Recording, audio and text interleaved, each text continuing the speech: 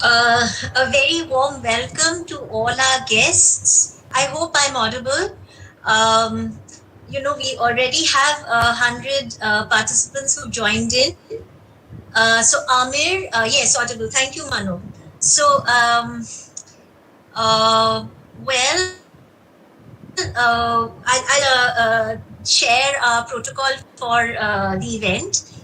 You see, we are not quite, we're doing this for the very first time. So please do forgive us if there are mistakes on our part. So on behalf of my organizing team, that's something I would like to apologize for at the very beginning. It's our first effort and there could be glitches. So please bear with us.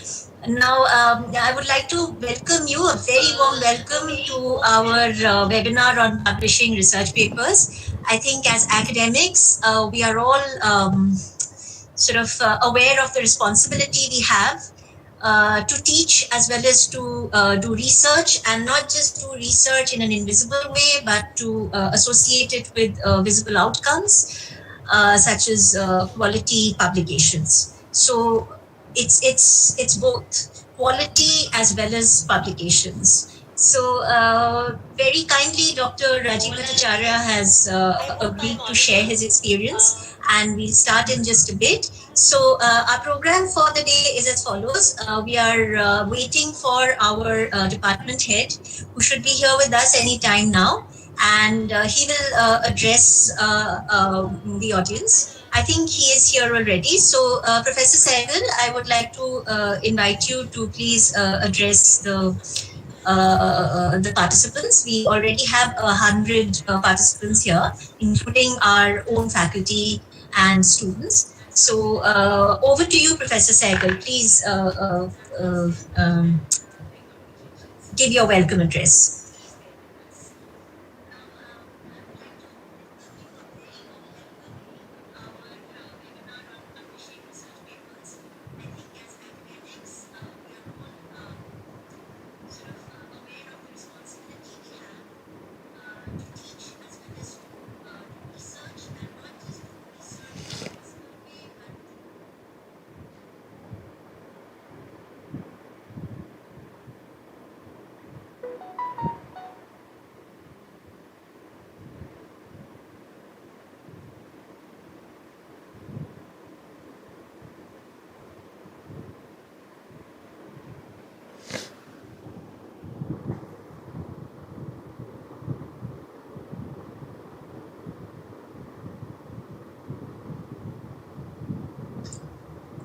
Right. So you see, as I said, we are doing this for the first time, and we seem to have touched some kind of a limit. So our HOD and the speaker has trouble joining in. So just give us a little bit of time, and we are going to sort this out. Okay. Yes. So. Yeah, I'm getting messages from the speaker and from our head that they're unable to join. So we just sort this out in just a bit. Kindly bear with us, okay? So Ananya, maybe some of us can log off. No, so I have allowed Professor Sehgal the rights. You don't have to log out. Rajib is here. So welcome, Rajib. We just sort this out. So our speaker for the day is here, and I think Abhishek, you can introduce the speaker while I get in touch with Professor Sehgal and allow him to come in. Okay, I just sort this out in just a bit.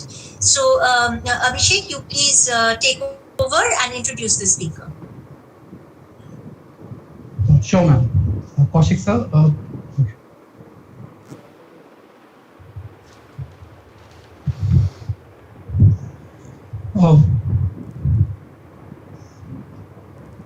Abhishek, you are visible. We can hear you. Please continue. Okay, ma'am. Okay. A very pleasant morning to everyone. I welcome all the participants for being a part of a small endeavor, and want to thank everyone for showing interest in this lecture and webinar at such a short notice. During the course of the event, I want all the participants to follow a certain rules.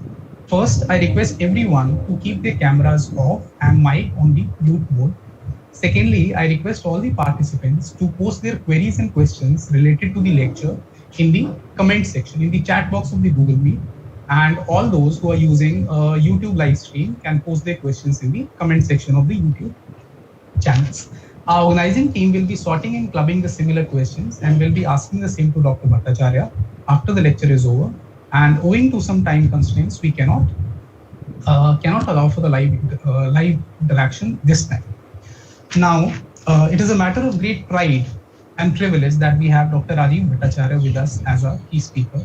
Dr. Bhattacharya is an associate professor in the Department of Economics, Goenka College of Commerce and Administration, University of Calcutta. Dr. Bhattacharya has more than 20 years of teaching experience at the undergraduate as well as postgraduate levels. His fields of interest are international trade, finance, Indian economic development, and women empowerment. Sir has published a good number of articles in the reputed national and international journals, books published by reputed journals like IGI Global USA, Emerland UK, Taylor and Francis, and Springer Indexed journals. He has delivered numerous invited lectures in many UGC-sponsored seminars, webinars, and conferences, and he has also worked as member of editorial board of various national and international reputed journals. Sir was conferred with Best Paper Award in the International Seminar on Recent Trends and Perspectives in Economics in January 2016. He has also served as invited reviewer in the Indian Economic Journal, Foreign Trade Review, Journal of Asian and African Studies, and many more such journals. Sir has huge experience in guiding the PhD students. The list of achievement of Dr. Bhattacharya is very long, and in the interest of time, I'm only keeping this introduction very brief. Now I invite Professor Bhattacharya to, has Sanjay Sehgal sir joined? He may not have been able to, but I think Professor Bhattacharya will speak from 9:30 onwards. So we are just trying to get Professor Sehgal to join us. Okay. So Professor Bhattacharya, our head, Professor Sanjay Sehgal, is trying to join us. Now we seem to have hit some sort of a limit of 100 individuals. So I will. I think the capacity can be expanded, but I'm still learning how to do that. So I have given him the right to enter. He should be with us any minute.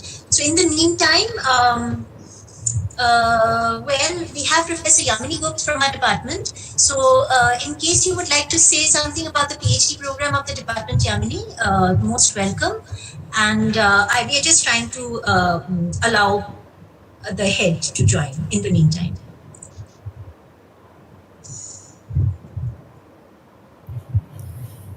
Okay, so good morning, everyone. And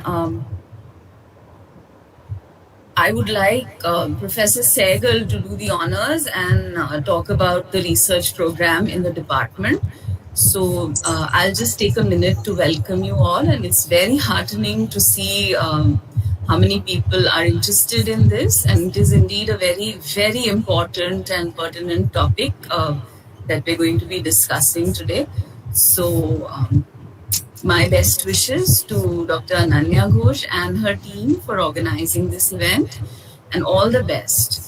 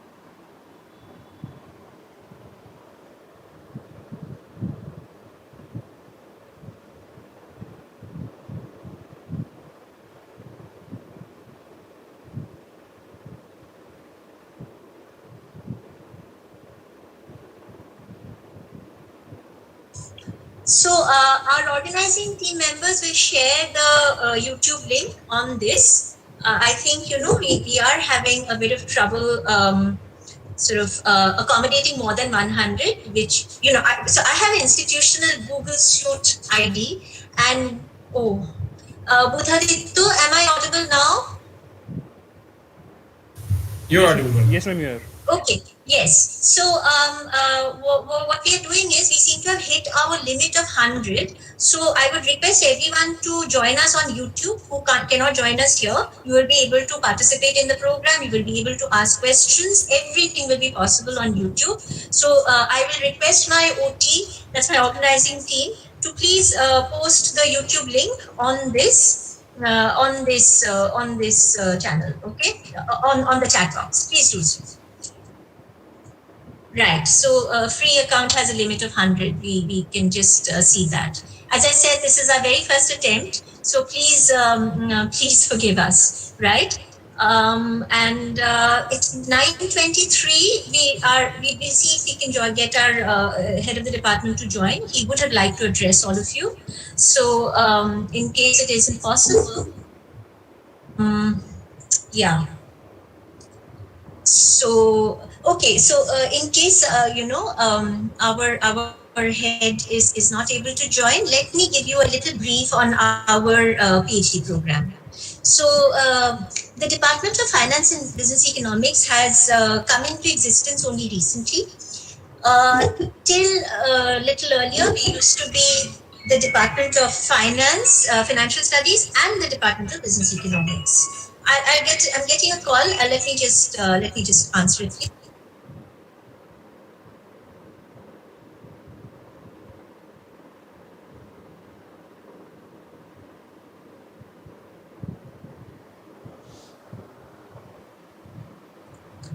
Unfortunately, our head of the department was not able to join the link, but he does send you all his very best wishes. And on behalf of the head, let me once again welcome all of you to our new Department of Finance and Business Economics, which, as I said, has come into existence recently. It's a combined entity which has evolved out of the Department of Business Economics, which is one of the oldest departments of the University of Delhi South Campus, and the Department of Financial Studies. So the two have come together and created the Department of Finance and Business Economics. We have two PhD programs. So we have a PhD in Business Economics and we have a PhD in Finance, which is also offered. And the students who are organizing this are from both the programs. So Shikhar and Amit. These are the two students who are doing PhD in Business Economics, and Preeti, Kaushik, and Abhishek. They are pursuing a PhD in finance. Okay, so that's the way it is. And so this year we are running the admission for PhD in finance, but we are unable to admit students to the business economics program as we are chock-a-block. So with the PhD in business economics, all the eligible supervisors are supervising up to their limits or up to whatever they can manage. So we are not able to accommodate any new students. However, we hope to do so very, very soon. So next year, I'm sure we'll be able to accommodate more. So Professor C.P. Gupta is calling me. I think he's unable to join. Let me just take his call, please.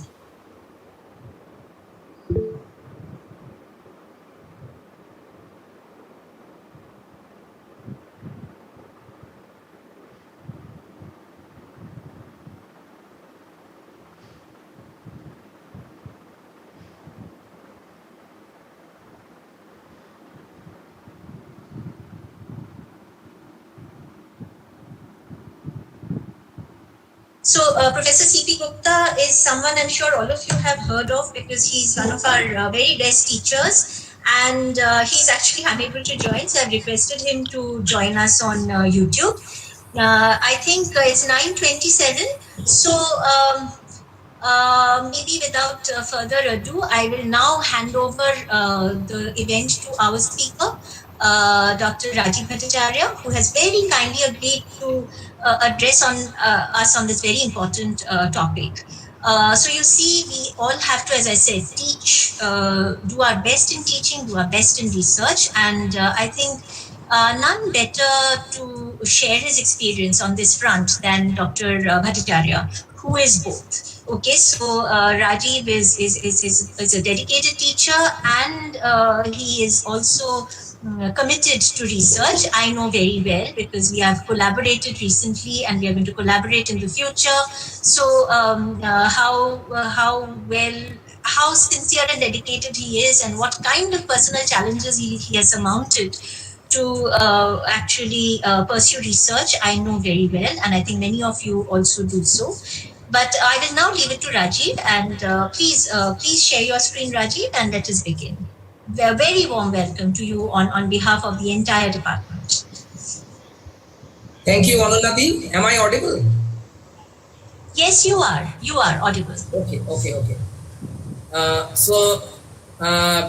First of all, I would like to extend my thanks to the Department of Business Economics and Finance, University of Delhi, for allowing me the opportunity to speak, to share my ideas, my thoughts in front of such audience and academic personalities, teachers, and I don't know, I am not an expert in this field, but I will try to share, as Anunadi said, my own experience in research, my own experience in teaching, and my experience, how I went on to reach this point where I am doing some research with my friend, philosopher and guide, Professor Shobin Shikdar, whom I am associated with from the MPhil and the PhD level, and also with Anunadi. She has helped me a lot in pursuing my research.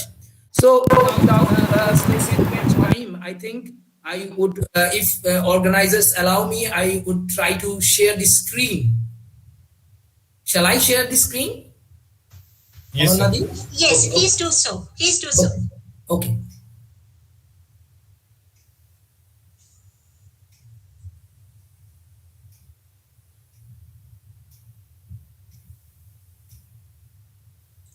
Is the screen visible? Yes, Rajib, we can see your screen. Is the screen visible?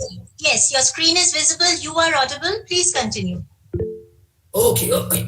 So the topic of today's presentation is publishing research paper in quality journals. And what I will do is, for the sake of understanding, simplicity, and explaining the way I did my research, and it's entirely my own view, I am telling.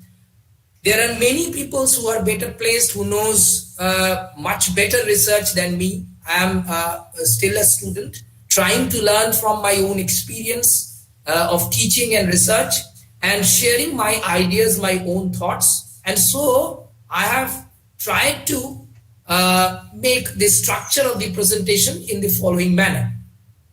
So I will first move into what is the motivation, because as the very topic, you see, the very topic suggests that there are three issues involved in this topic. One is research itself. Number two is preparing your documents, your writing materials, and getting ready for publishing in research. And third is how to choose a quality journal. So you need the three things simultaneously. You need a research, good research. You need to prepare yourself, to present yourself, and get ready for publishing. And you have to choose also the quality journals where you can publish. So I would try to go in this method. The structure is like this. I would first move into the motivation behind research, then the objective and significance of research. These are a little bit a formal part of the lecture. And then the steps in developing the research paper in economics, then the general guidelines for quality research, issues relating to the writing process, then how to choose a good quality journal, then the general strategies for publication.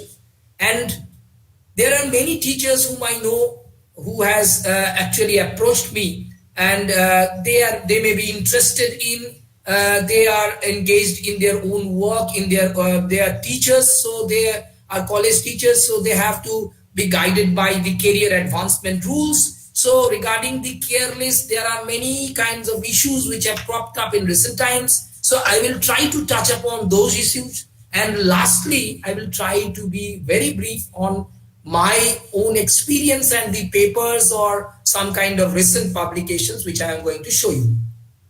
So what can be the motivation for research? Now, you know, publishing technology has drastically changed over years. Now, previously people used to write on papers with pens, they used to send it on envelopes to the proper address. But with the advent of internet, personal computers, printers, and all the technical aspects of the publication has gone a sea change. And economists are now producing huge lots and lots of paper are being dumped in various kinds of research articles, in various kinds of books, periodicals, and journals. So we see a huge heap of articles being published. Now, access to articles, journals, periodicals, books, publication has also been converted from the physical mode to the online mode. And opening up of e-libraries, e-books, access to e-journals has made the research much more digitally advanced. Now, the question arises, obviously, what is the meaning of a research?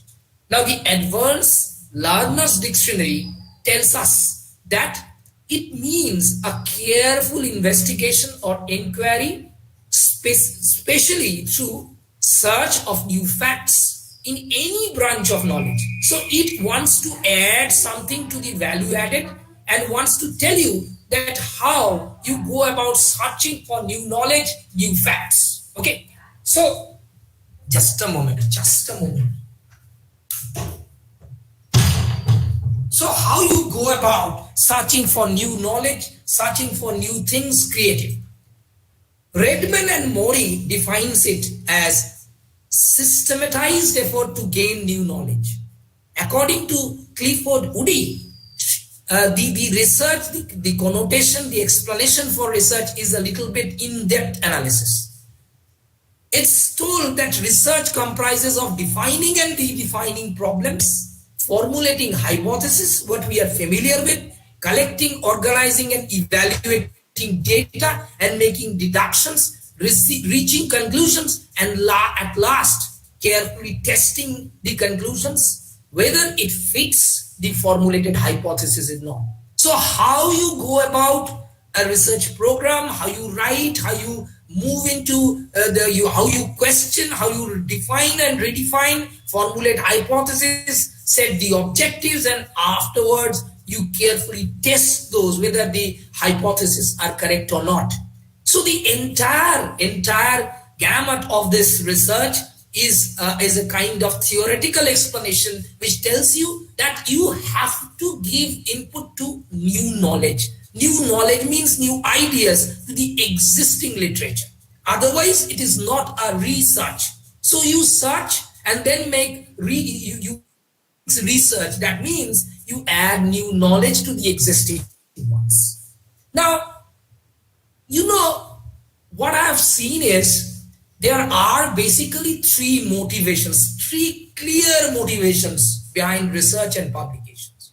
One is research and publications are done solely for career advancement. That means those who are involved in college or universities, career advancement, you know the cash scheme is now there of the UGC. So you, in order to get advancement, moving from assistant to associate to professor level, you go for career advancement.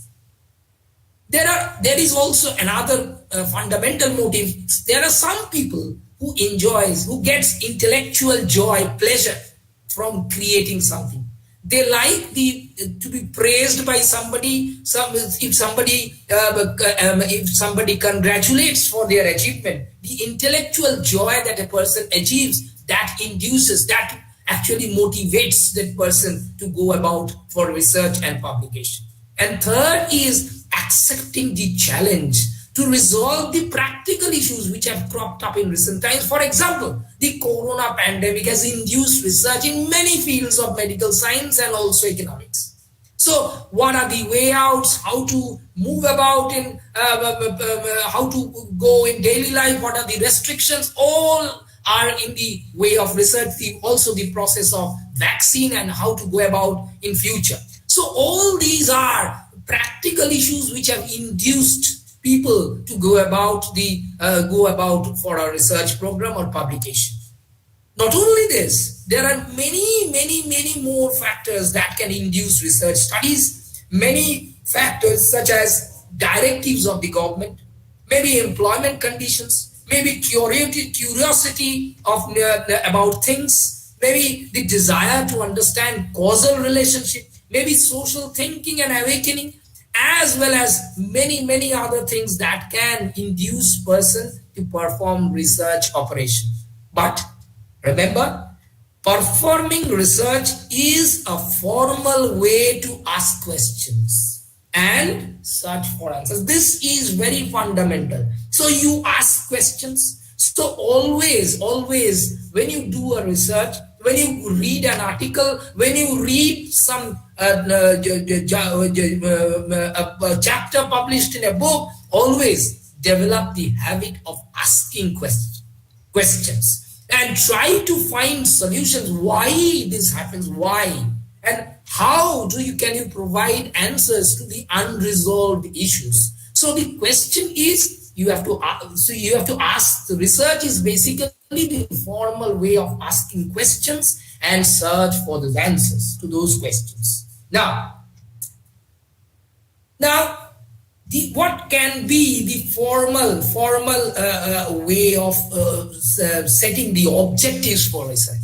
Now, the fundamental objective, as I've already said, is to answer of a research is to search for answer to the unresolved queries. Now, in this context, I will tell you some major objectives of research. To achieve new insights, these are studies which are termed in the language as exploratory or formulative research studies.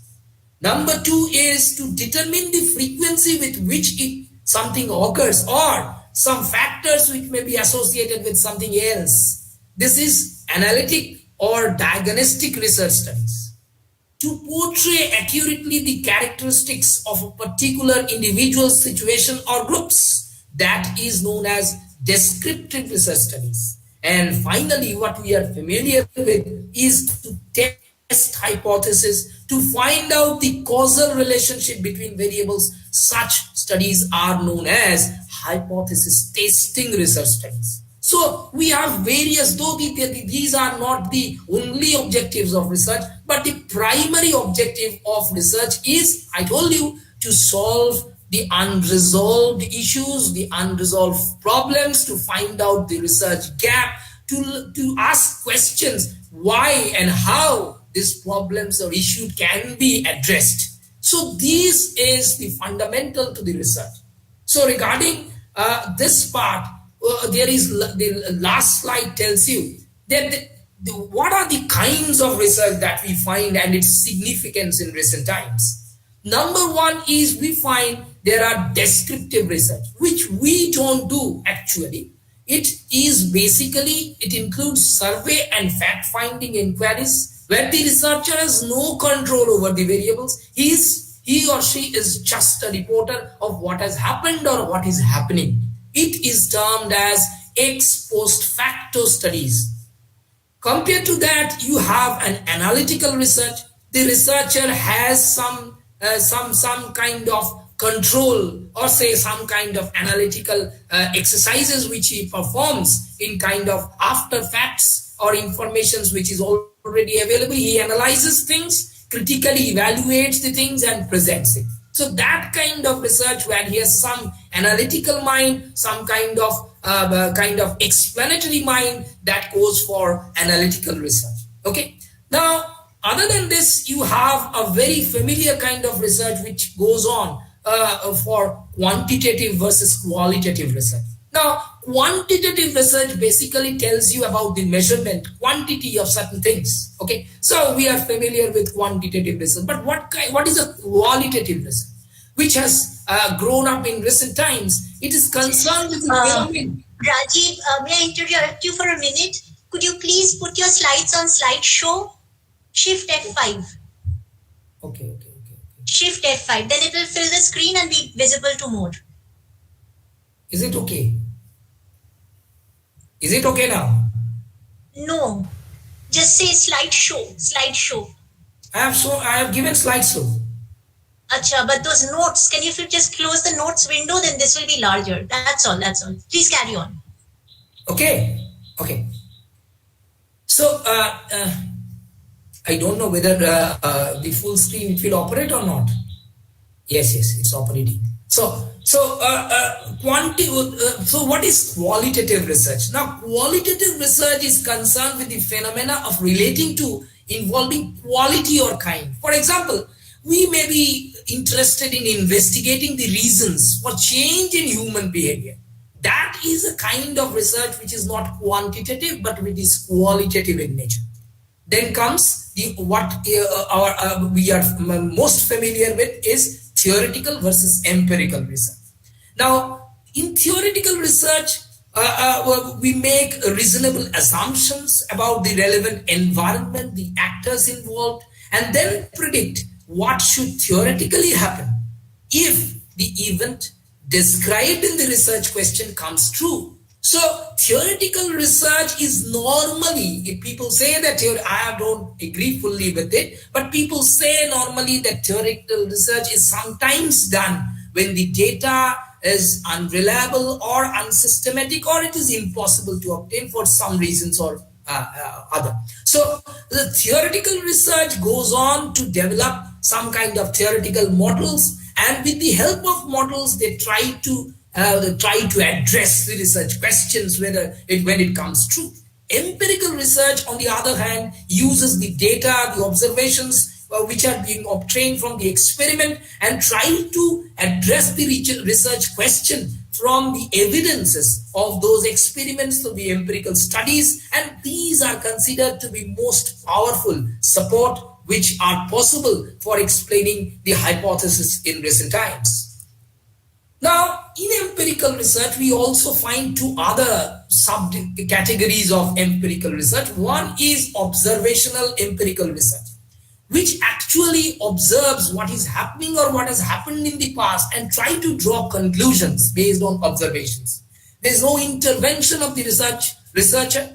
Example is Chattopadhyay and Duflo 2004, a natural experiment where he uses the political system of reservation for women, whereby 1/3 of the village council heads are supposedly randomly reserved for women to study whether female council heads provide more public goods to their own gender. The punchline was leaders invest more in infrastructure that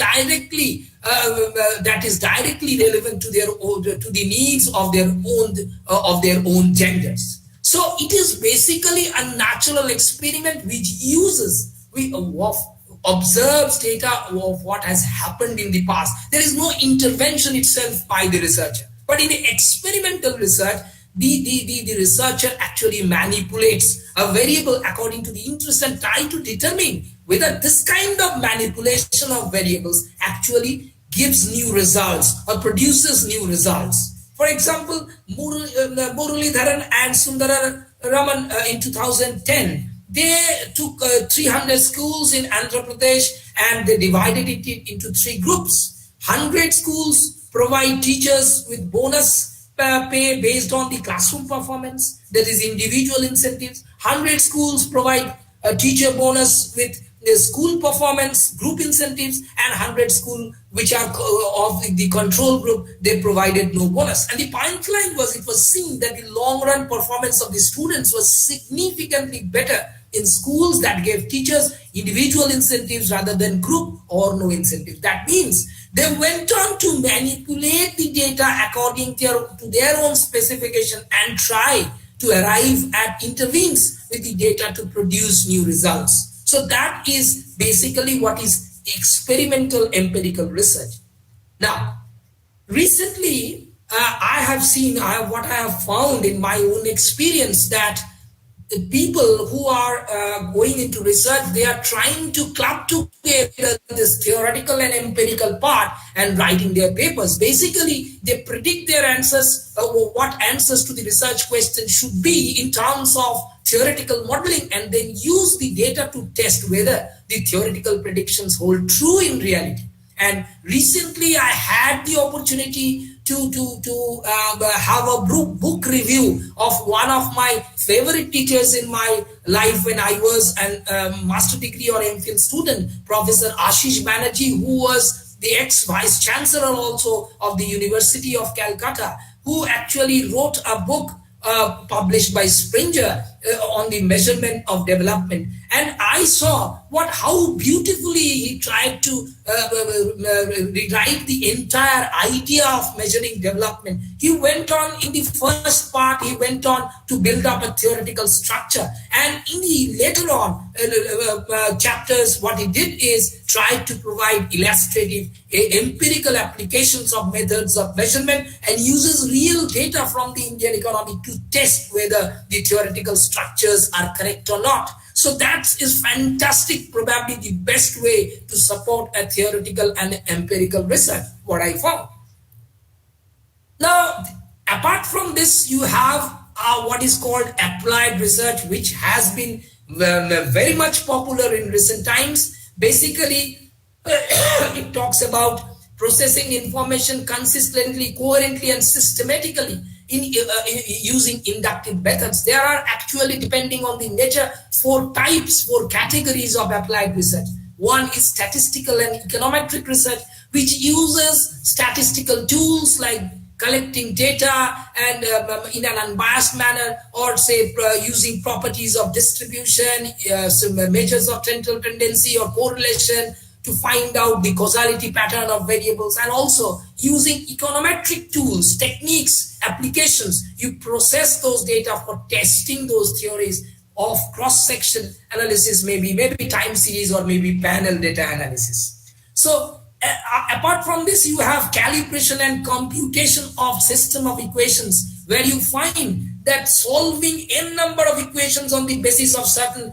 assumptions, maybe assumptions of behavior of consumers, maybe the market demand supply functions, maybe input output analysis or general equilibrium analysis, linear, non-linear, and dynamic programming are sometimes used to solve these issues.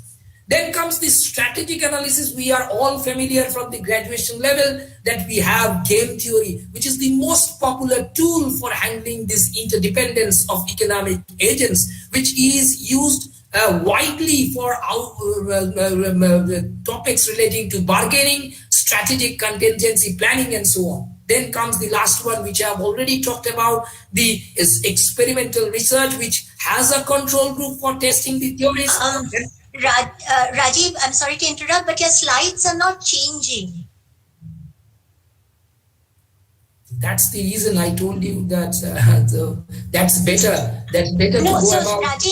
Rajib, just a minute. Yeah, now it is changing. So if you will please share your whole screen and not just a window, then there'll be no problem.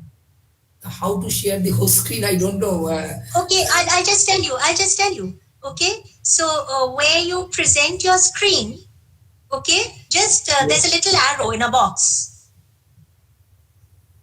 So there's a little arrow in a box. You just click on that. It's below. It's a little arrow. Where you see the hand raised and where you see the mic. Okay. So you press on that and one thing pops up. So it's not showing. Now the hand is not coming there. I don't know. koi baat nahi. Just carry on. We'll let you know if the slides can't be changed. Okay. So right now we can see a slide with the book on it. So this is fine. Okay.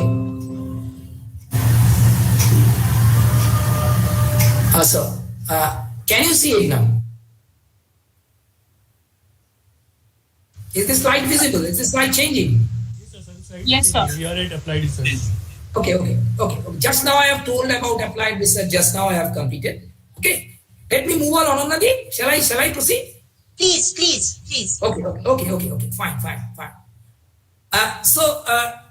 Now moving into the steps for developing a research paper. So the first part of my presentation is complete. That what detail about what kind of research, what is research, and how to do about.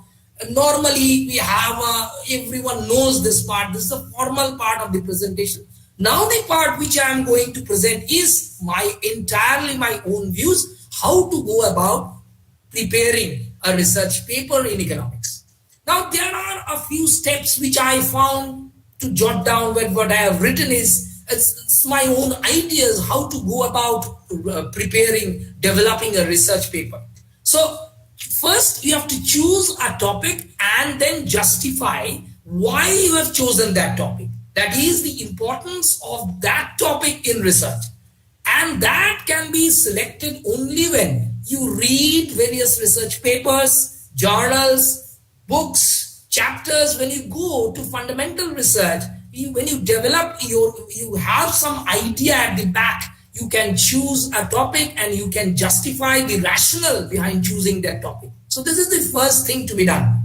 Number two is you investigate, you choose, you try to examine the existing literature, go through the survey of the literature through appropriate journals, books, reports, working papers or proceedings, and try to examine what kind of research methodology they have used to arrive at the conclusion.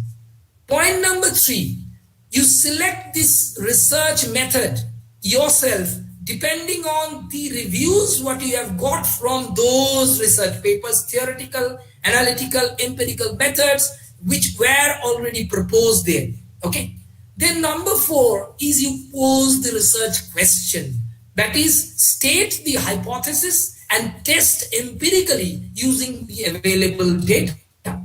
In this case, you may use a primary or a secondary data as its situations may be appropriate. In the secondary data, you can look into cross-section, time series or panel data analysis.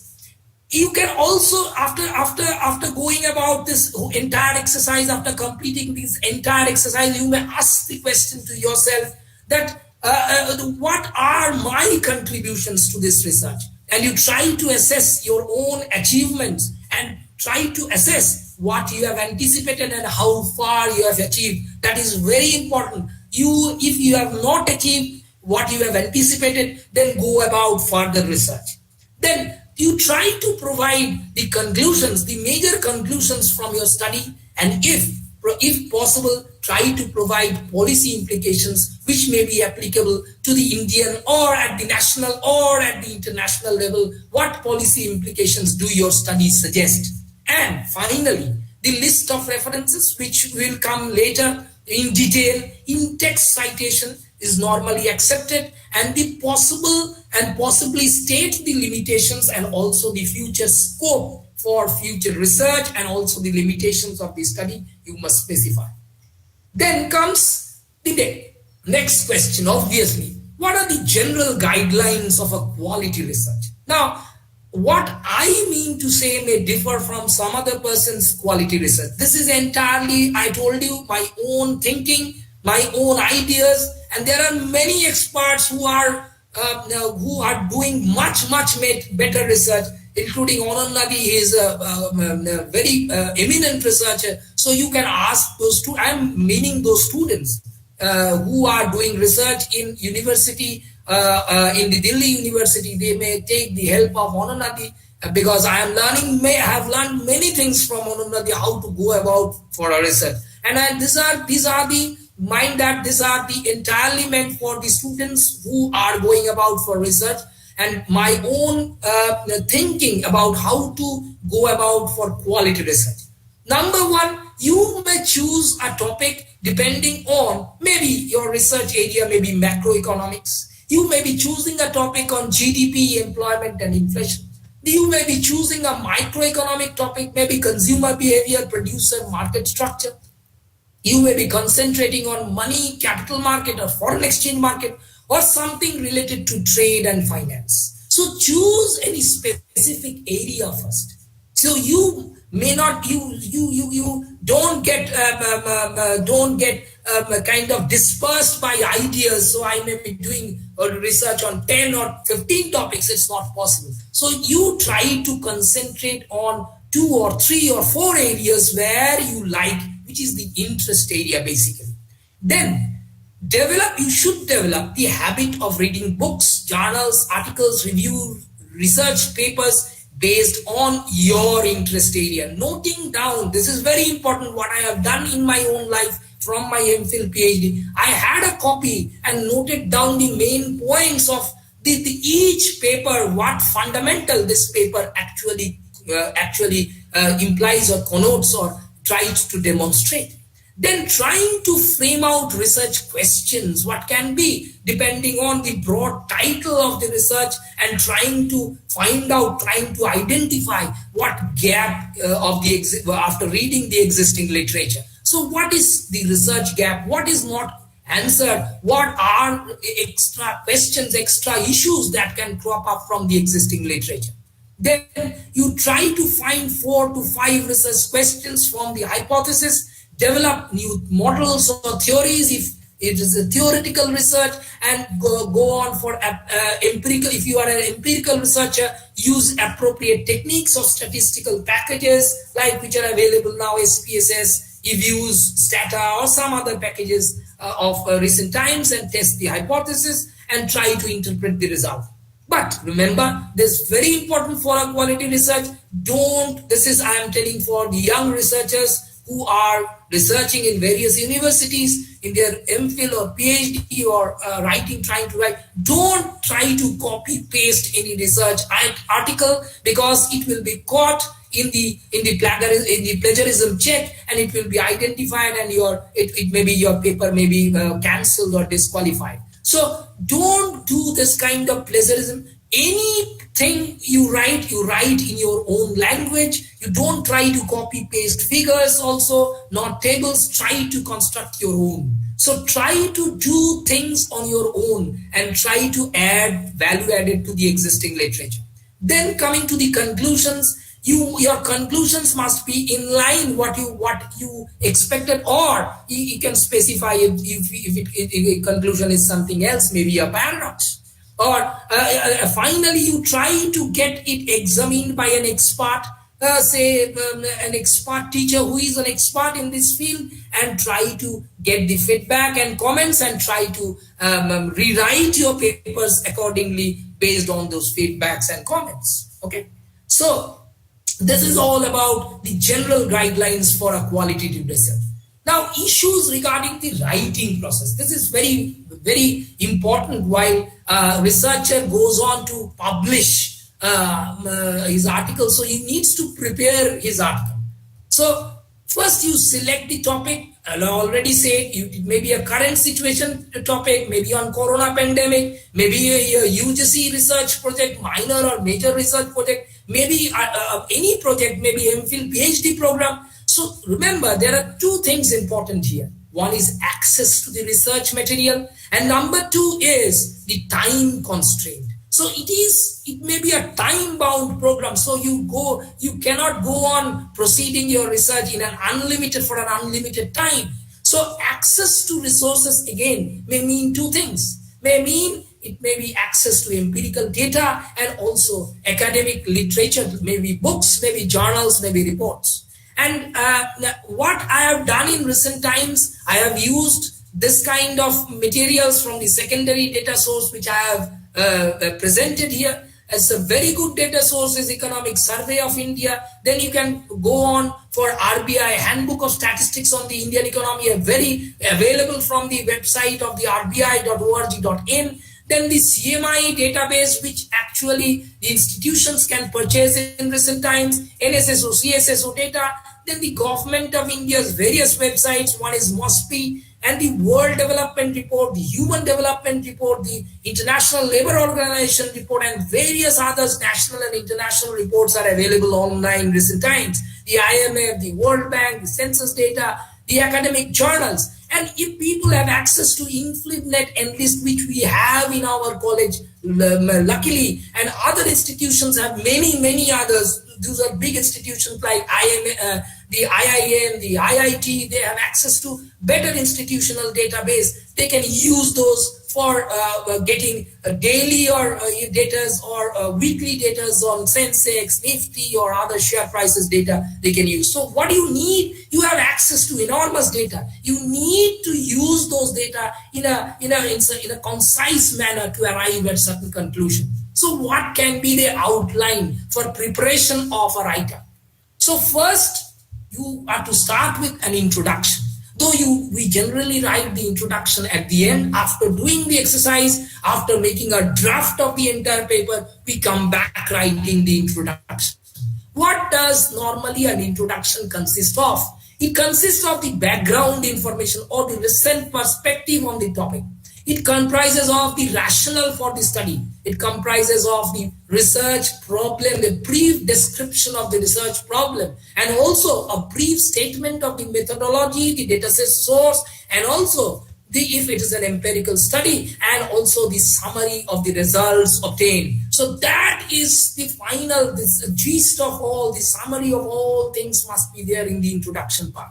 Then the next part of writing is you have to put some keywords. Now, what are keywords? These keywords, this I am telling for young researchers, those people who are already exposed to the research teachers, they know quite well what are keywords. Now, keywords actually are words with which you search in any search engine like Google. Let's say online library, when you search an article, they will help you that this article falls in this category. So normally you are to write 5 to 6 keywords. Then the next part is you are to provide a GEL classification code. What is a GEL classification code? A system that has originated by the Journal of Economic Literature and has been developed by the American Economic Association, AEA, and contains survey articles and informations on recently published books and dissertations. And the AEA maintains EconLit, a searchable database of citation of articles, books, reviews, dissertations, and working papers classified by GEL codes from the year 1969. So you are to provide the GEL codes on the basis of those keywords what we have used in the preparation of your manuscript.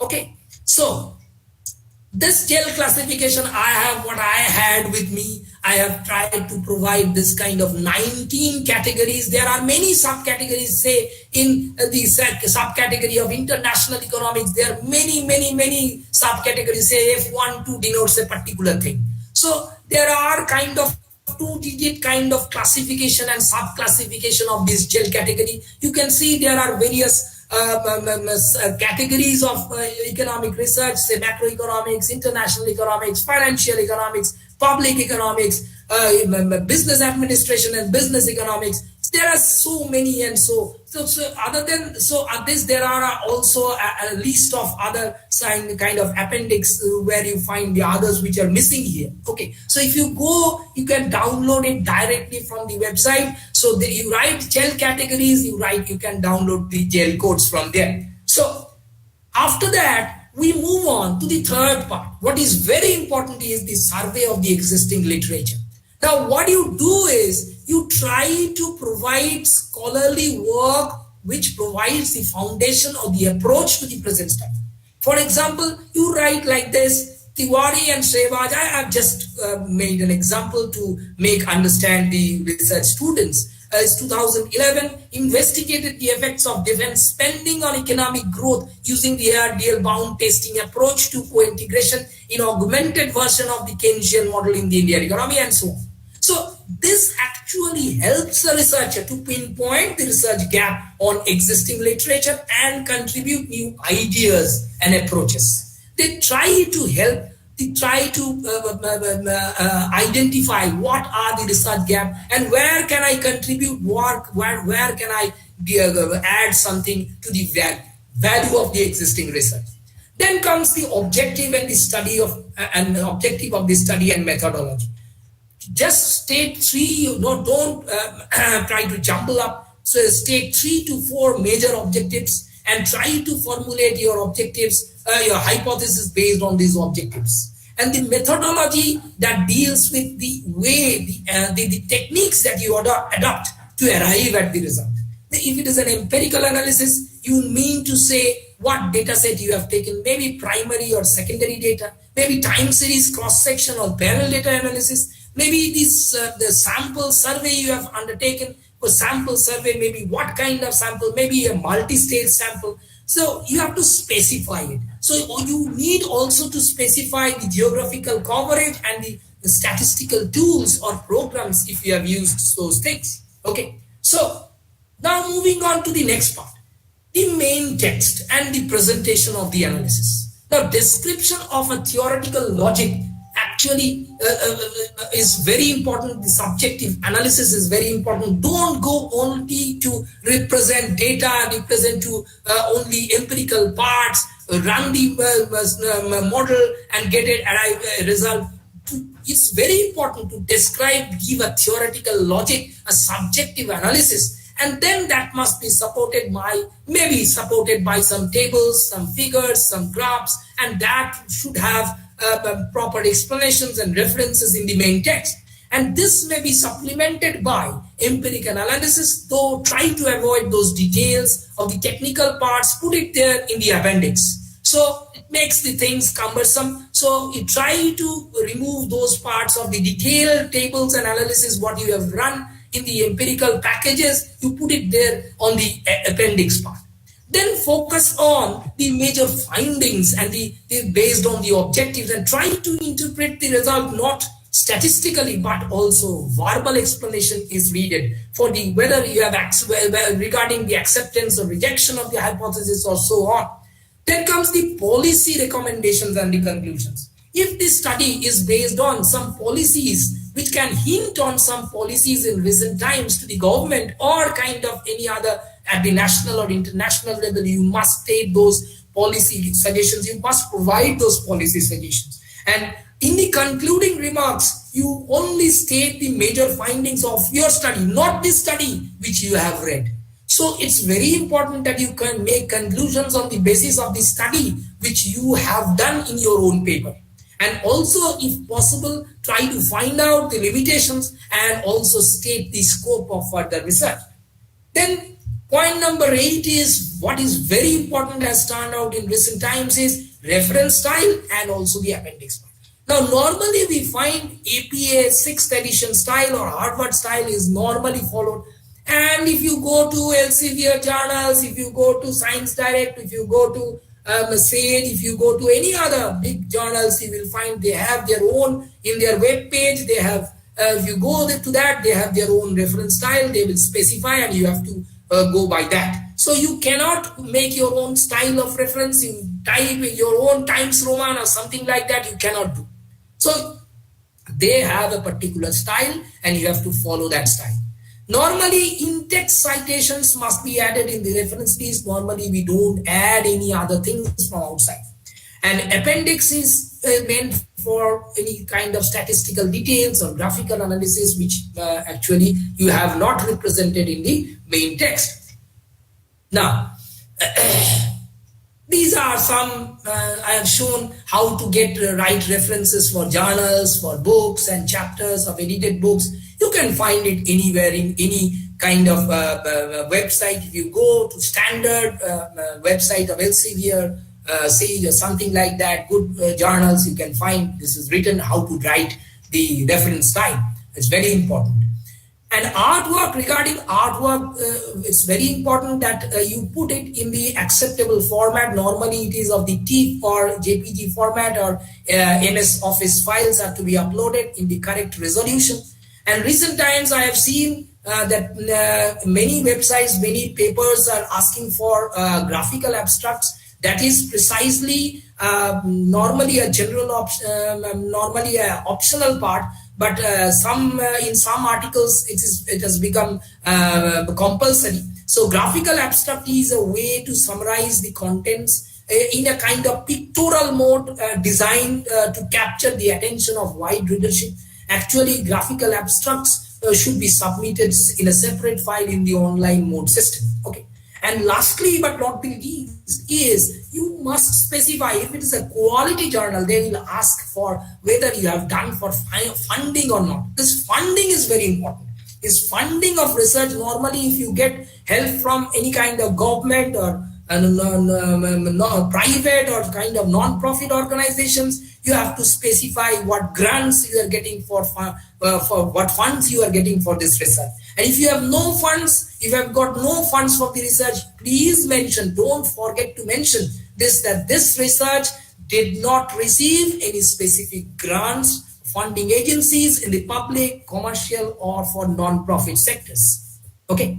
So now moving on to how to choose a quality journal. Now here I have tried in my own way, it's not an exhaustive list, it's my own way of looking at, and I told you it's only for young researchers.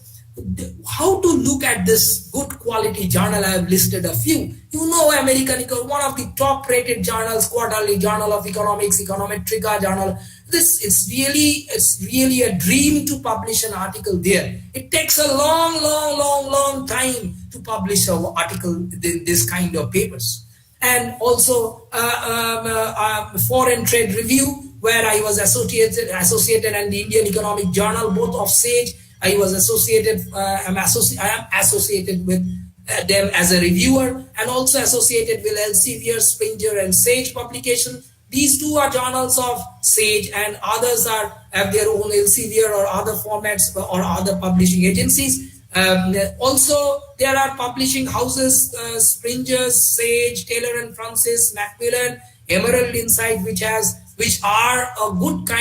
publish a good kind of quality journals, books, edited volumes, and research papers. So you can look into these or some other journals which goes on for a good quality. Now, the question obviously arises, what is the criteria for choosing a good quality journal? Now, the ranking of journals are normally dependent on a scale upon the frequency of citation of a particular article in a specified set of social science journal. So if those journals, what I have written, or articles, what I have written, or journals are written or articles of those journals are frequently cited in social science particular subset and a particular area of social science, we call them that they are high quality journals. Now, the new approach, what they have followed, what I have understood from my own understanding, I am not an expert in how to judge a quality journal. I am not an expert, but what I have seen with my own experiences, they publish a 3-year impact factor rankings, the H index, which actually calculates the cumulative impact of an author's output by comparing his publications with the citations. So they do it. So they publish an impact factor rankings on, you can see the impact factor is written there if you go. So there are, other than this, you have a Scopus index, the bibliography database containing the abstracts and citations of, they are very high quality journals, normally reputed journals they have in their index. And remember, a good quality journals normally have less frequency. They are not published every month or every 3 months.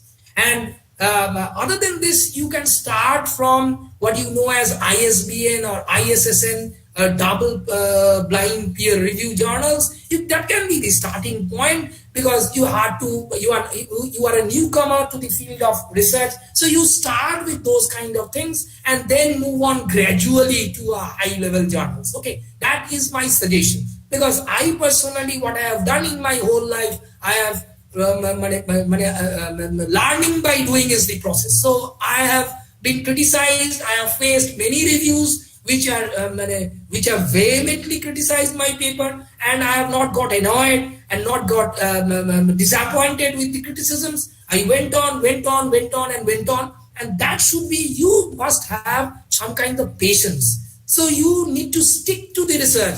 Don't go get annoyed with the people who are writing, giving the feedbacks, particularly the referees who are giving the feedbacks. So you need to have patience, need to concentrate on your loopholes, your drawbacks, and try to rewrite and try to develop and make it a quality one. So normally journals which ask for money at the initial level, I also made a mistake, and there are many people who make mistakes that they frequently publish and ask for money for publishing. This kind of journals are not good quality journals, and they must be avoided. And you can see many things, many journals in the if you go to the Google, they give you you publish these articles, call for papers. 1 month they will publish, give me this much amount of rupees, they will publish. So try avoiding those kind of. So a very good work has been done in this respect by Tilak Mukhopadhyay and Subrata Sarkar. You can go about, see what they have done. In the IGIDR October 2010, they have tried to make rankings of departments, economic departments of Indian institutions based on their research output, based on their findings of the two rankings they have taken. One is the publications based on international journals and publication based on domestic journals. And they have followed two approaches, flow approach and the stock approach, which I am not going to detail now. You can go through if you want. So other than this, you have Institute of Studies of Industrial Development, ISID. They also have a data index covering many journals of social science. But the main thing is, when normally what you go about judging the quality of a journal, you go by impact factor. And it's normally seen that there is a positive correlation between impact factor and the quality of the journal. As the impact factor goes up, the quality of the journal normally goes up. Okay, so that is about how to choosing this kind of good quality journals. And then the general publication strategies. These are entirely I have created. It's my own ideas. You must first concentrate on your own manuscript.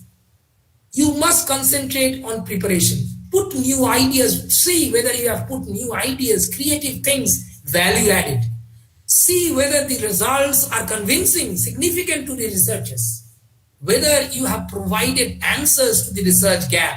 And to make the publication, your work publication worthy, you need the following. Number one, it must have a clear message.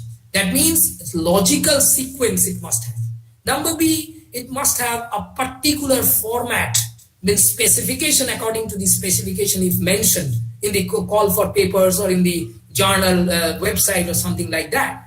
Also, the abstract must be clear, interesting, understandable, accurate, and specific to the point, so that your title of the abstract do not misrepresent or do not mislead the researchers. Then comes how to prepare a good quality cover letter. Now, normally when you put the article, when you send the article, it must be followed up by a cover letter. Sometimes a kind of badly written letter may carry a bad message to the editor, and no matter how quality of your research article, for writing the letter, maybe your research paper may be rejected. So what are the tips for writing? State what you think that the paper, how and why you think that your paper is a good fit for the journal. You try to include additional background information and information if there is any controversy or competition that may arise, you must state that. And next, what you do is you try to represent the result effectively, try to understand, or if there is some unexpected features, try to provide the statistical analysis for those research, and also the verbal description is needed.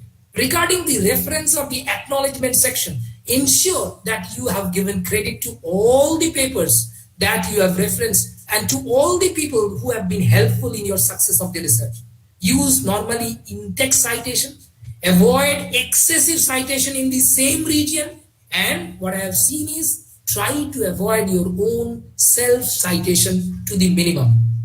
Okay, and normally don't try to put too many ideas in one paper. You have a page limit, you have a word limit, and editors, believe me, don't like big papers, not more than 15 pages. There are exceptions definitely, but there are chances of errors that declines and the referee report turns out fast. And also, what you need is you approach different journals. You try to diversify the portfolio and concentrate on 3 or 4 areas of where you're trying to send your papers. Present the papers. Try to present your papers in front of the conferences, seminars, in conferences, seminars. Why I am saying so? Because you may get valuable feedback from the expert persons there, and you can correct accordingly. You can improve the quality of your paper accordingly. Then, avoid plagiarism. I have already told. So if you are to quote a statement of somebody, please use quotation mark and specify from whom, whose writing you have quoted that. Mention the cited author along with the publication and provide it in the detailed list in the reference. Okay. Now, a good quality paper must also strike a balance between theory and empirical result. Theoretical paper must be supported by empirics. An empirical paper must have a theoretical foundation. Otherwise, I feel that it's not a good quality one. Okay, so also figures, tables that must be numbered properly. They must have proper callouts in the main text. Equations, maths equations that must be formatted in maths format. The images must be formatted in TIFF and JPG format resolutions. Main text should be free from technical details, and you put all those things in the endnotes or appendix. And normally what we find is in today, we don't put anything in the physical mode, don't submit anything in the physical mode. We normally have an electronic mode of submission. So through the website, through the link they provide, you submit. So you see, because you try to save and check the consolidated PDF that is being created step by step and wait for the referee report. And if you're asked to correct according to the referee, try to make corrections and go for a resubmission. Don't try to argue with the referee. That is not a good exercise for paper publication. So now coming into a different part, the last part of my presentation, I have already almost reached the last part, 1 or 2 slides. So moving on to those who are doing research for their own careers, for career advancement. And I myself have practically in my own life have started by publishing papers when I completed my associate professor stage in my government college. So my case is a little bit different from many others who are considering research from the UGC cash point of view. That means career advancement scheme. So they actually may motivate some people from publishing, because at the assistant and the associate stage, you need some amount of publication other than research projects, other than attending orientation and research programs. So you need to publish certain things for your own career advancement. So there is a UGC. I know very little about this UGC care list, but what I have found is recently through the internet, I have found it is dynamic, and they tell you that if you find certain journals which is not prescribed, you can approach through the specific day. They actually classify the UGC care list in science, social science, arts and humanities, and multidisciplinary levels from based on all science journal classification ASJ codes, which is actually created by the Scopus Elsevier Science. And you can see many, if you go to this site, you can see many journals are cited there, and this goes on changing. Previously, you had some journals listed, and the next day you saw that journal is out. So I don't know what is the method of judging someone on the basis. Myself, when I went on at my associate level, I had no publications at this UGC care list.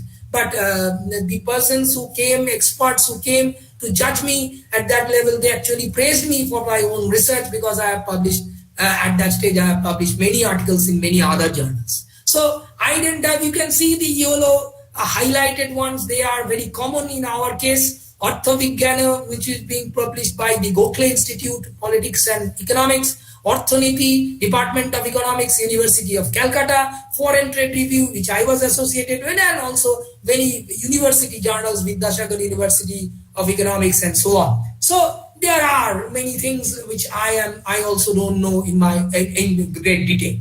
Now, the last part, what I have done in my entire life, very few, I have tried to show you this are some of the publications which are being made by me in collaboration with Anannadi and in collaboration with Professor Shoumen Shikdar and my colleague and my friend, Professor Romesh Chandra in Vidyashagar University.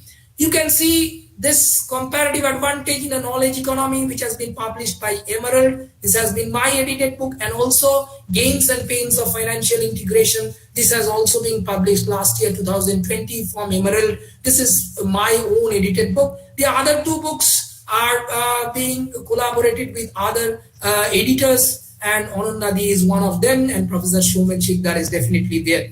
He has always guided me, always helped me in doing my research. So I am now, lastly, I can show you my some research that I have undertaken in recent times. These are a few journals where I have published. Recently, I have published a global tariff war, that analysis of the causes of trade. The paper has been published by Emerald Publishing, and Professor Romesh Chandra was engaged in the editing this book. And also in IGI Global, recently published article in 2010, edited by Patrica of University of Spain, that is about demonetization. I tried myself at my level best to kind of diversify more my portfolio. I did work some work on terrorism, defense expenditure, financial globalization, trade openness, changing patterns of energy use, military expenditure, microfinance, and trade liberalization, infrastructure development. These are 15 papers which I have listed, the last from 2017 onwards, the papers. There are more papers, it's not possible, and it's not also it's not actually they are not if someone is interested, they can ask me, they can help at any moment. So that is all about what I want to say, because there is no hard and fast rule to how to publish. There are many experts in this field who can give you opinion. I have shared only my way of thinking, my way of understanding, but what I feel is you can best learn by learning, by doing process. So you get rejected, you get many comments, you have to, if you are to survive, if you have to proceed, you have to have patience, you have to keep that, you have to criticize yourself, you have to ask questions. Look, my paper is not good, I still am learning from many seniors, from many professors. They are helping me in this respect, and if you go by this method, particularly the new research scholars, I hope these things will come out and it will be good for everyone. Thanks, Anannadi.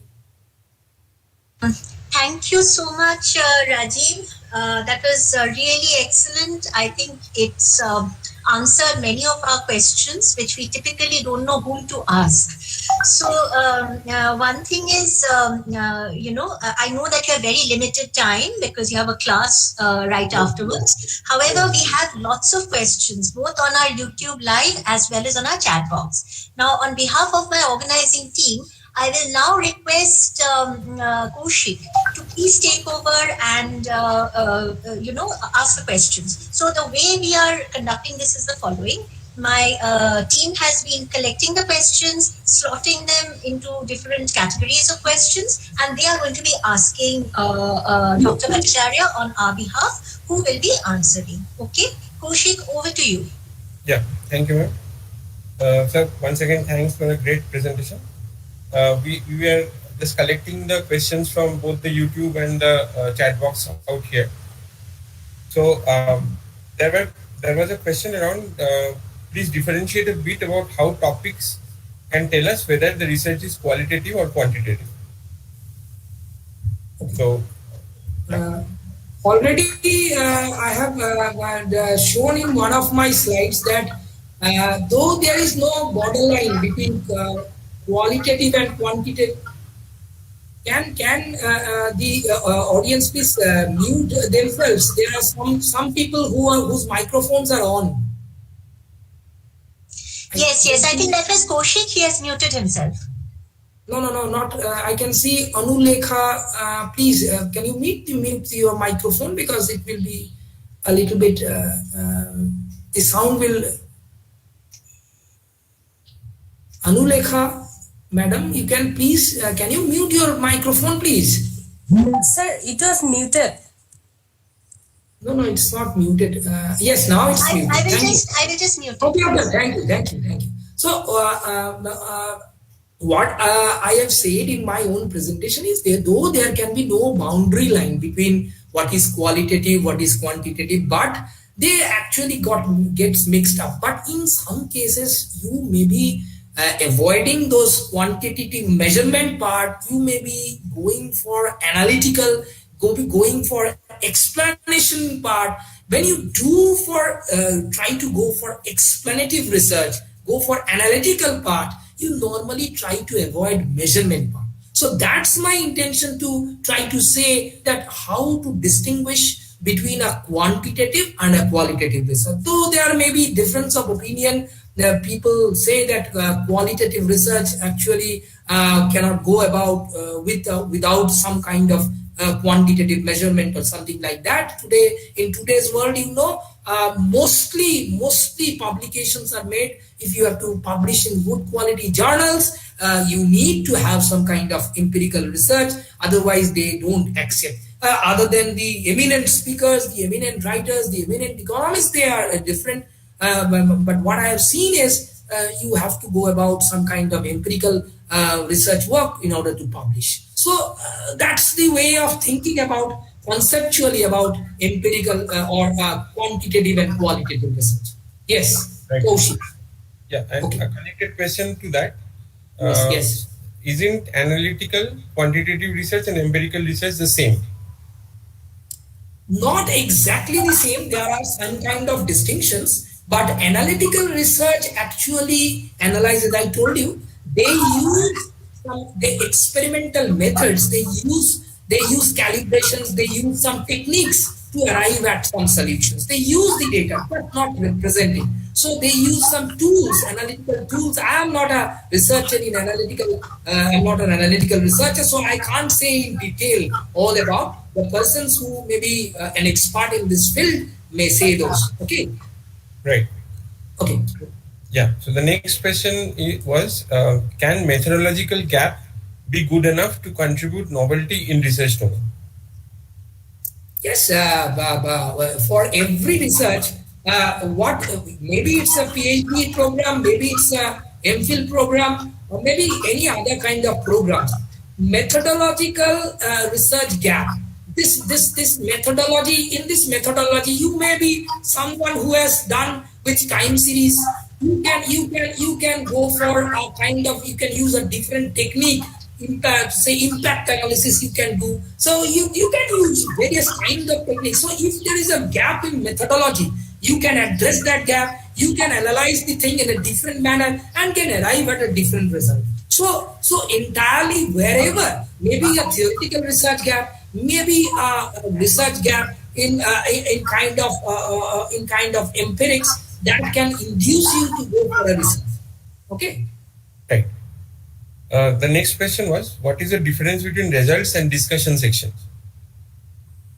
See, there is no boundary line, and everywhere there is no compulsion. There is that discussion section means actually where you present the result, you try to go for a verbal or subjective explanation, whether the theoretical foundation that you have developed in the beginning part of your lecture, you try to kind of supplement that part by your explanation which you have got in the result section. So the discussion of the result is basically trying to provide a subjective or a kind of explanatory explanations or theoretical explanations to the result that you have obtained through various procedures what you have got. Great. Okay. So there were some general questions like Yes. you can refer to some websites where which can help the researcher to have a plagiarism check before submission of paper. See, normally if you type in the Google plagiarism check software, you can download those software easily. Normally when you go to present some paper somewhere, they already have their plagiarism check. So you don't have to bother. You must, while preparing your manuscripts, you must keep things that I will not copy paste from the articles or papers where from the PDF where you are downloading. You just read it, try to present in your own manner the ideas you take from them, try to present in your own analytical fashion. That is the way of developing new things. Okay. Right. Okay. There was also a question. Please, Kaushik, can I tell one more extra thing? Yes, sir, sure. If someone is interested in any kind of knowing something extra, because as Anandadi told, after 11 I have a class, so I will try to take questions till 11, and if there is someone who is interested, can send me a mail. Already in my presentation I have sent the mail, and already to you I have sent the mail. You can circulate my mail, and if there is any requirement, he or she can post the questions there. Okay, that would be beneficial. Yeah. Okay. Yeah, carry on. So just to interrupt for a moment, Rajib, we are indeed getting a lot of praise for your sessions. So congratulations and really thank you very much. You are the motivator. You are the motivator of this entire thing. You provided me the opportunity. You motivated me.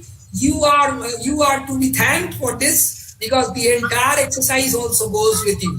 Because right, you have a class at 11, right? So now listen, there is a lot of demand for your email and your contact. So please, I just want to tell all the participants that all of this will be shared. So all those who registered for our conference, we have all your email IDs. My team is at it, so we will share a lot of the material.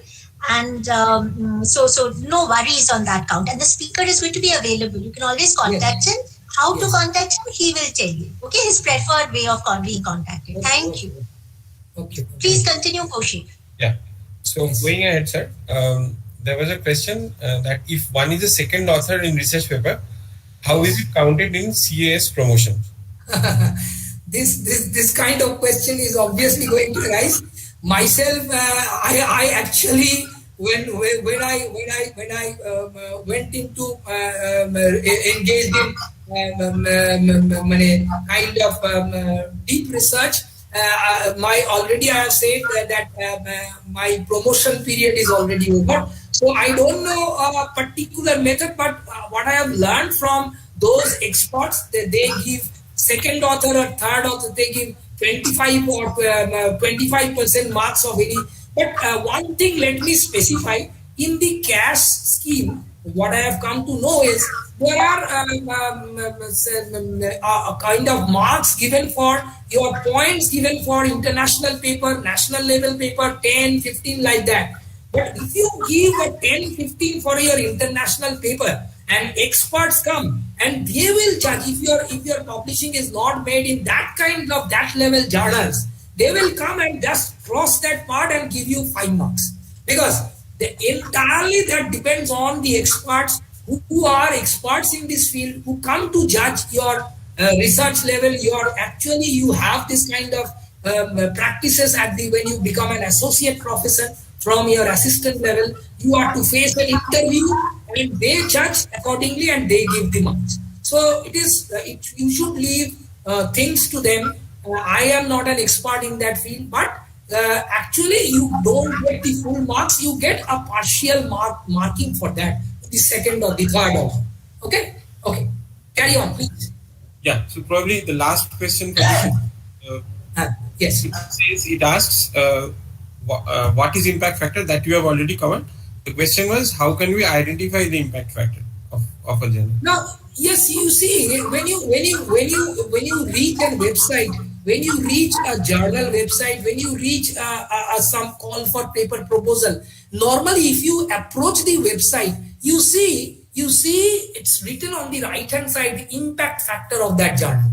And if it is already, I have specified a few journals which where you go to the website, if you go to Elsevier, if you go to Springer, if you go to Science Direct, if you go to Sage, already if it is Scopus indexed or whether it is Google indexed or whether it is what is the impact factor is written. And you can see the citation of these in the WorldCat. If you go to WorldCat, you can see the books or the journals or the articles being cited. And depending on that citation, the ratio of publication to citation of an article actually gives the impact factor. And the 3-year impact factor is normally specified. If you type it in the Google, you will find the impact factor there. So if you everything is available in the website or in the internet, if you search, you can find the detail there. Okay. Right. So I think these all the questions that we had. Thank you, Kaushik, for. We have one more question. Sita is asking, sir, Yes, if yes. your articles were in previous list of UGC, will it be counted for CAS? Previously, yes, there was a question. You can say to the experts that look, at that period of time it was there enlisted. This journal was enlisted in the UGC care list, and that's why I have published there.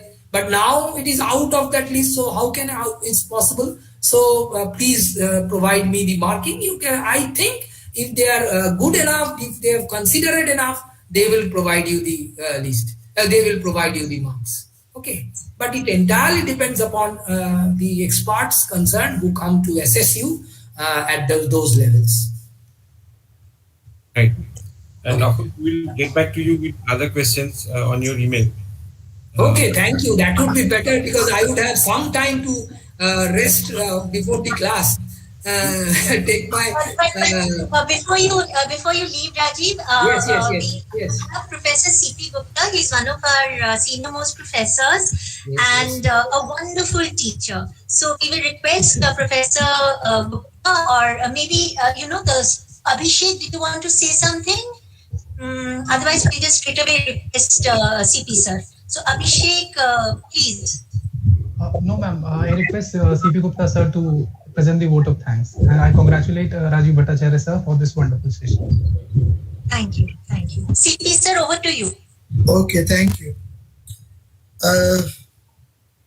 Dr. Rajib, it's really a pleasure that you spend some time with our students. And I tell you, people have joined from all over India, and I'm seeing that some people from Nepal have also joined.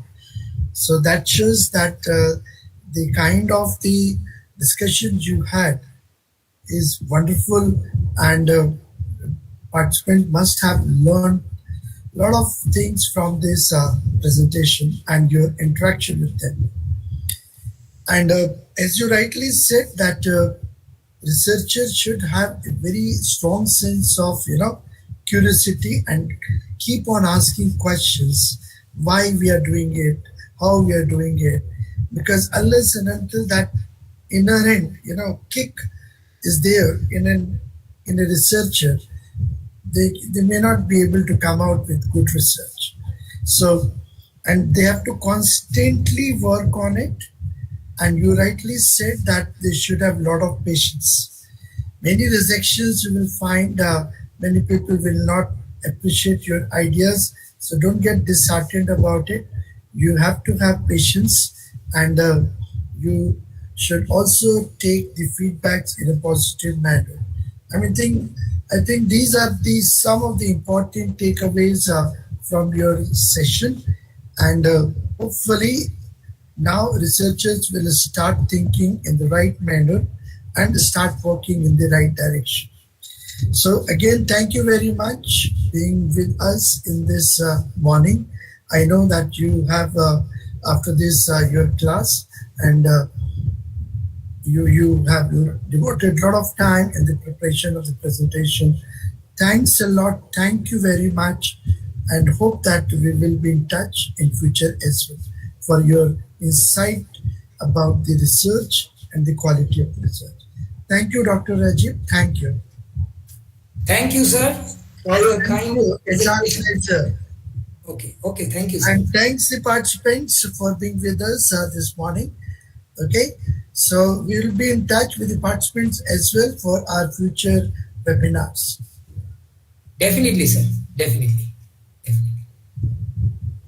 So Yes. I just want to tell the participants that we have Dr. Bhattacharya's contact.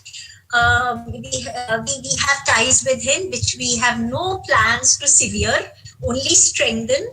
So we will have him back for more such sessions.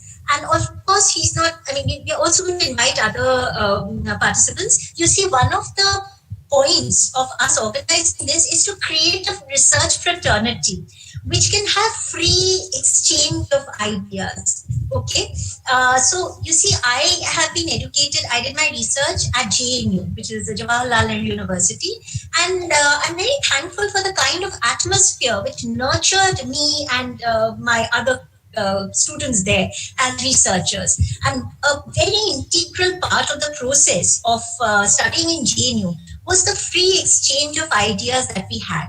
You see, nowadays researchers are often scared to share their ideas because they feel that the idea will be stolen. You know, this never even occurred to us. Key ideas could be stolen. Okay, so we freely exchanged them, and in the process, maybe it's partly being a Bengali, where we have this thing of an adda. Okay, so an adda is a free and fearless exchange of ideas, right? Where you have it with endless cups of tea and with no fear anything will be stolen. So I would really like this to become a kind of a research adda, where fearlessly we exchange ideas without this fear of who is going to steal it. Okay, so that is another sort of objective that we have in mind. With this, I think Rajib would like to add something, and then we shall end. No. There is no question of fear now with us. We are quite mature in our stages of life.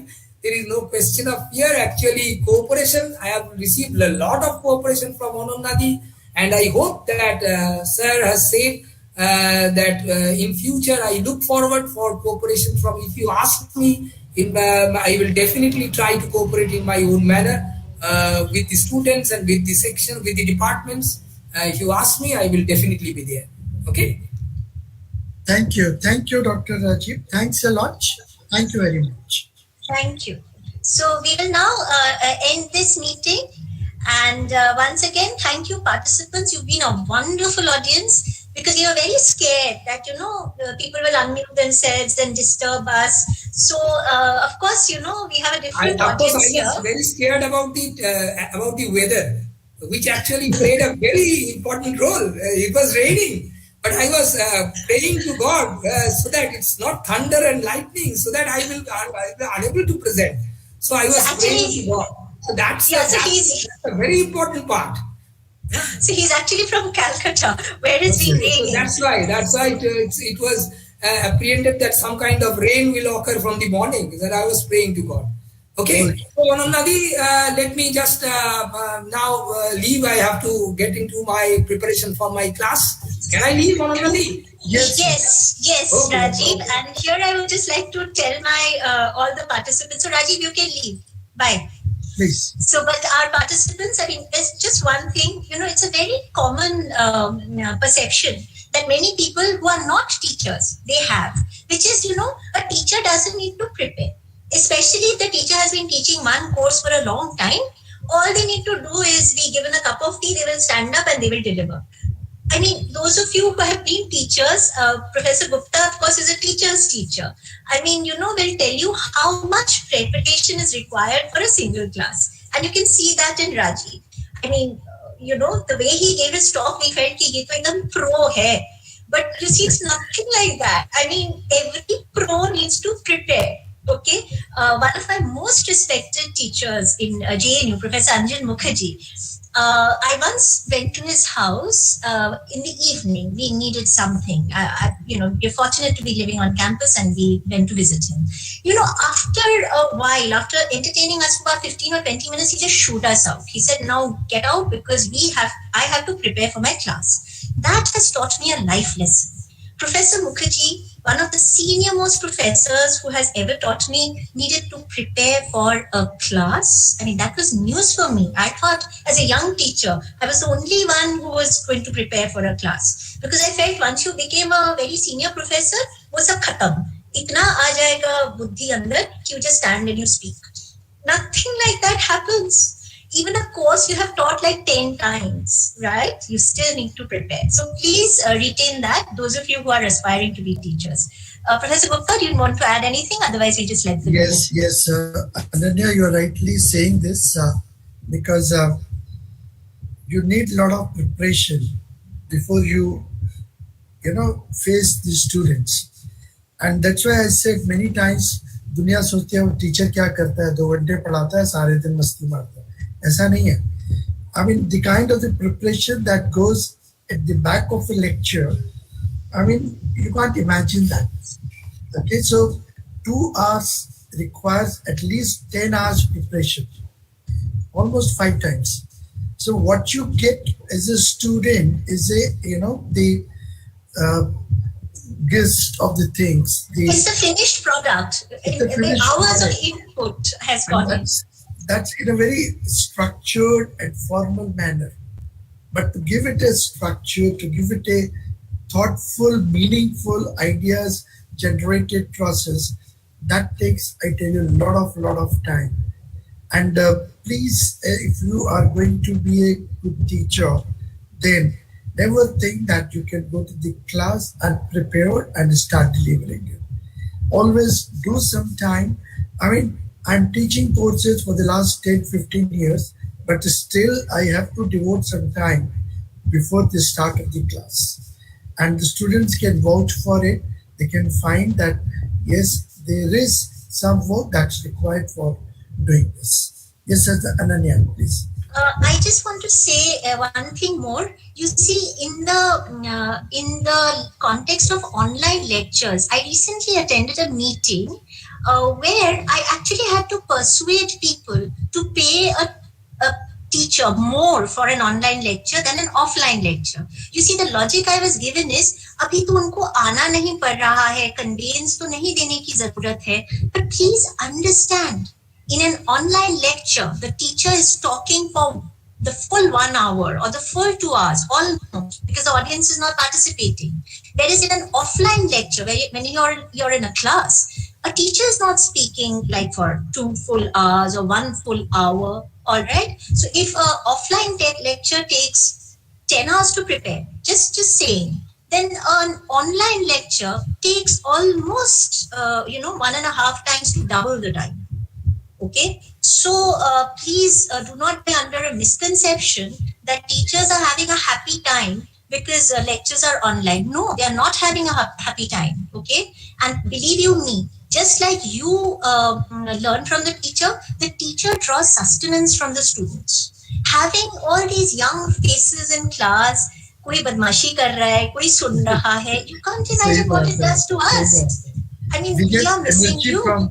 We get energy from them. Yeah, we get energy from you, believe you me. So, this, I call this a lock up, not lockdown. So for teachers, the lockdown is like being in a lockup.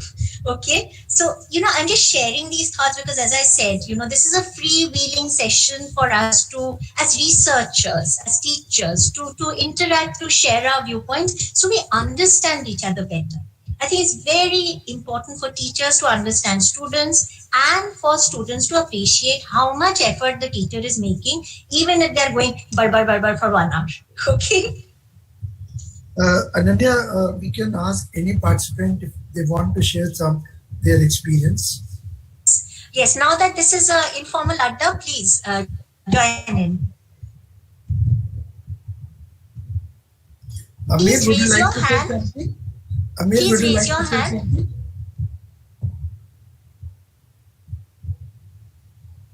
Amir, would you like to say something? No, sir. No, sir. Okay.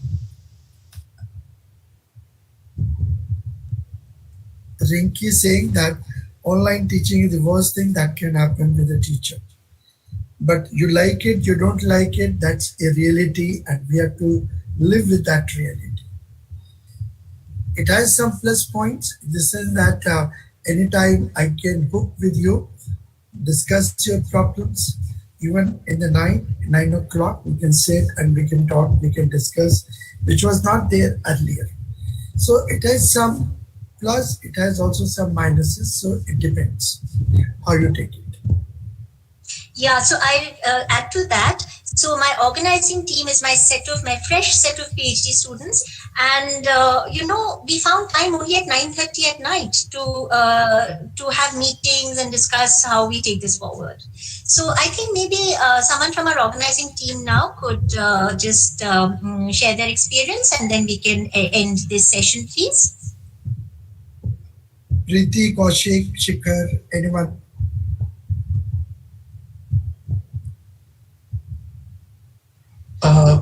Yes. Good morning, sir. Good morning, ma'am. Ma'am, it was a wonderful experience. And when you told us about this, so I was a little skeptical that how we'll do this in such a short period of time. But ma'am's constant guidance and efforts from all of us made this possible. Though there were a little glitches, Professor Sanjay Sehgal could not join. So, but that is a part of this when we do such webinars on technology. So it's a part of this, and we look forward to organize more such events in future. And this will enlighten all of us, the other participants also, and it will be good for us also. Yes, Abhishek, we believe in your energy level, right? That's why we are given this task to you. Thank you, sir. Okay. And thank you so much, sir, and Dr. Professor Anya, ma'am, for giving us such a huge opportunity. And definitely Dr. Rajib sir has given such an insightful and good, concise, that has cleared several of our doubts and provided several of our informations to us, definitely to us who are very new coming to this field and who feel that we need guidance at every stage. Such information, such conferences does provide a very helpful hand to us. So thank you, everyone. And thank you. I would also like to thank you, Ananya ma'am and sir, for providing us from your guidance. And I also felt that our students do think that since you, after experience, that the teachers can just stand and then giving the lectures. However, to provide the experience of after several years is something very insightful, definitely for us. Thank you, sir. Thank you, ma'am. One announcement on July 8th, around after lunch, 2:30 or to 3 o'clock, we are going to have a discussion or a lecture from somebody from UK on dynamic panel. So we are working with the details, we are working that gentleman. So once it is finalized, hopefully we will also come back to you for that particular seminar. That will be on dynamic panel and Stata as well. Okay. So thank you very much. Thanks a lot. Thank you. Thank you, sir. Thank you, ma'am. Namaste.